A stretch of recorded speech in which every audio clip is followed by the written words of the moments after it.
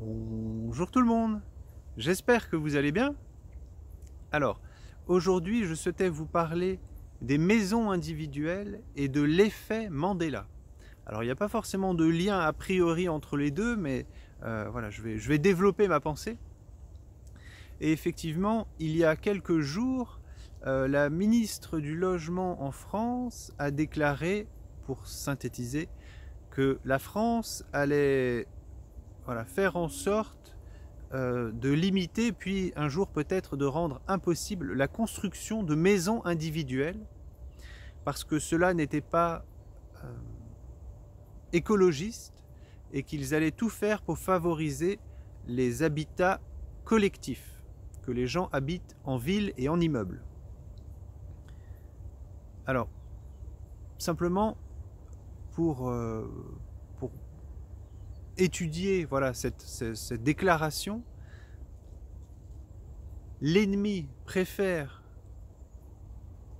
des personnes qui ne possèdent rien, qui louent leur logement, leur voiture, leur vélo, leurs vêtements, qui vivent dans des endroits 100% surveillés par des caméras, des micros, par l'intelligence artificielle, plutôt que des personnes qui vivent seules sur leur terrain, dans leur maison, parce que une personne et qui possède sa maison et son terrain, parce qu'une personne qui ne possède rien et qui est sur surveillance, eh bien, a beaucoup moins de force pour s'opposer au système, alors qu'une personne qui est libre, indépendante, eh bien, elle pourra, par exemple, refuser, je ne sais pas, un vaccin, pourra refuser une loi qui l'oblige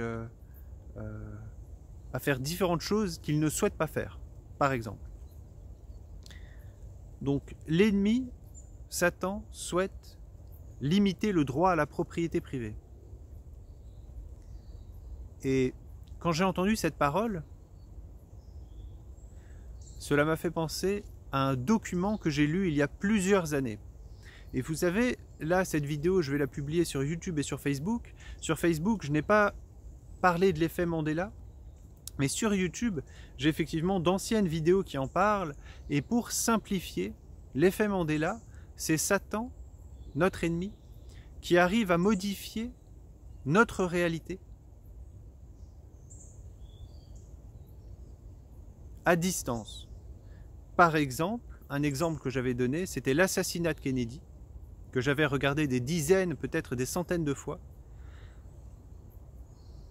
Eh bien, la vidéo qui existe aujourd'hui est différente de celle qui existait il y a plusieurs années. Et ce n'est pas que sur YouTube, c'est même des personnes qui auraient peut-être téléchargé cette vidéo il y a plusieurs années, s'ils la regardent même sur un autre device, sur un autre écran, sur leur ordinateur personnel, etc. Cette vidéo a été modifiée partout.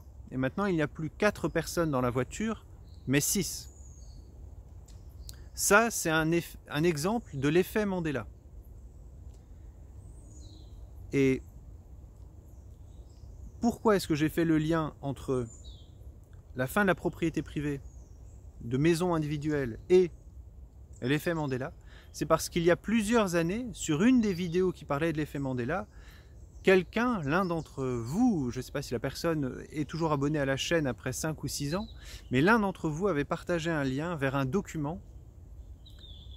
Et j'avais suivi ce lien, j'avais regardé le document qui se présentait comme étant la synthèse, le compte-rendu d'une réunion des plans de l'ennemi pour les prochaines décennies.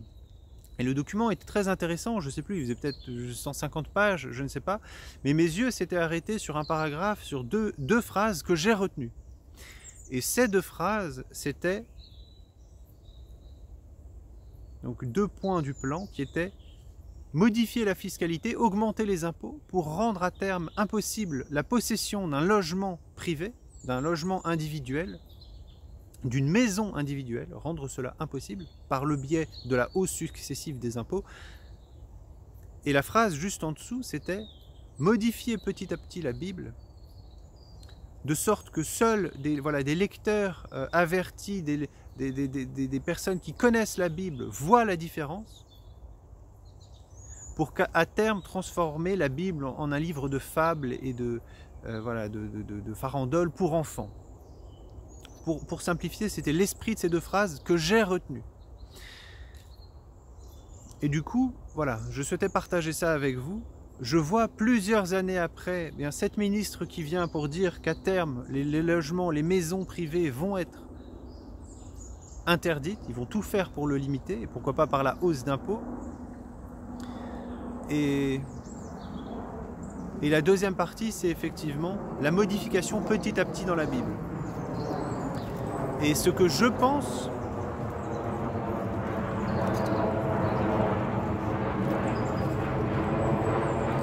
un avion à réaction qui passe juste au-dessus, un gros porteur, un avion de ligne. Et ce que je pense, c'est que l'ennemi a déjà commencé à modifier la Bible.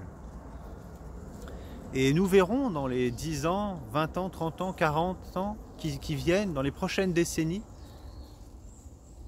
eh bien, si la Bible est de plus en plus modifiée à distance par l'effet Mandela. Mais je souhaitais, dans tous les cas, vous rassurer et vous lire un passage qui se trouve dans Galates. Et Galates 1, verset 11. « Or, je vous fais savoir, frères, que l'évangile qui a été annoncé par moi n'est pas selon l'homme. Car moi, je ne l'ai pas reçu de l'homme non plus, ni appris, mais par la révélation de Jésus-Christ. » Alléluia, gloire à toi Seigneur. La personne qui a écrit ce passage, Paul, est la personne qui a écrit le plus, voilà, dans le Nouveau Testament.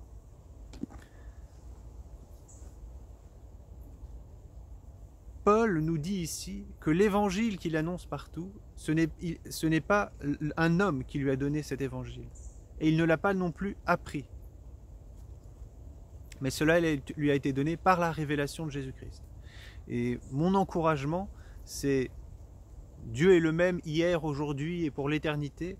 Et de la même façon qu'il a travaillé avec Paul, il peut continuer à travailler avec nous.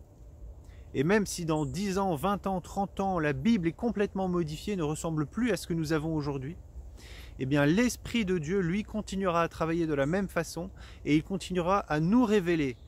Paul, encore une fois, a écrit le plus de pages dans le Nouveau Testament que tous les autres auteurs du Nouveau Testament. Et il nous dit qu'il n'a pas reçu cela de l'homme, il ne l'a pas appris, mais cela lui a été révélé par Jésus-Christ. Donc, gloire au Seigneur Jésus-Christ de révéler cela, de révéler sa résurrection, sa mort pour nous, pour nos péchés, sa résurrection. Et Dieu continuera à travailler avec nous pour les décennies qui viennent. Très bonne journée à vous. Prenez soin de vous. Salut.